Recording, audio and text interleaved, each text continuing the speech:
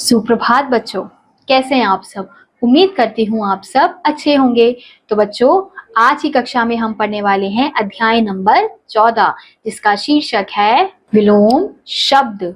वे शब्द जो प्रतिकूल यानी कि विपरीत अर्थ देते हैं विलोम शब्द अथवा विपरीतार्थक शब्द कहलाते हैं। यानी कि यहाँ पे उन शब्दों की बात हो रही है जो एक दूसरे का उल्टा यानी कि विपरीत अर्थ प्रकट करते हैं। तो शब्दों के अर्थ की स्पष्टता के लिए इनका प्रयोग उपयोगी सिद्ध होता है। जैसे अच्छा का विपरीत अर्थ होगा बुरा, ज्ञान का अज्ञान।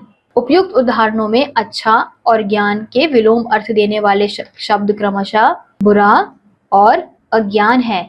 अतः ये विपरीतार्थक शब्द हैं।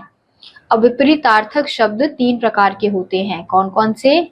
वे अर्थ जो अन, वि, अनु, प्रति, अव, अप आदि उपसर्ग जोड़ने से एक दूसरे के विलोम या विपरीत अर्थ देते हैं। जैसे अर्थ का है अनर्थ, अनुकूल का है प्रतिकूल। अब अगला है हमारा वे शब्द जो अन्यान्य उपसर्ग बदलने या सामासिक प्रथम पद के समासगत रूप के कारण एक दूसरे के विलोम या विपरीत अर्थ देते हैं। जैसे सहयोगी का प्रतियोगी।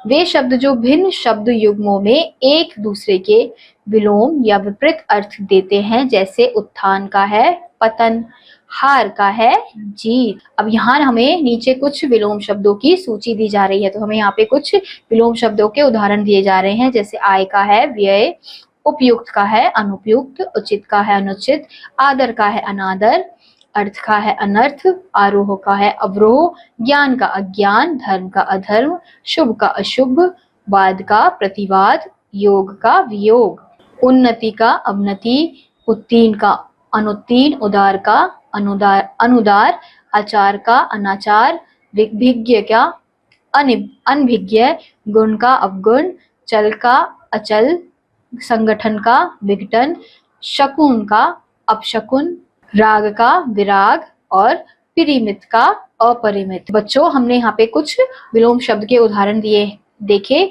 और आपको यहाँ पे कुछ और भी अधिक विलोम शब्द के उदाहरण दिए गए हैं जिन्हें पढ़कर आप समझ सकते हैं। तो यानी कि वे शब्द जो एक दूसरे का उल्टा अर्थ प्रकट करते हैं तो वही शब्द हमारे विलोम शब्द या विपरीतार्थक शब्द कहलाते हैं।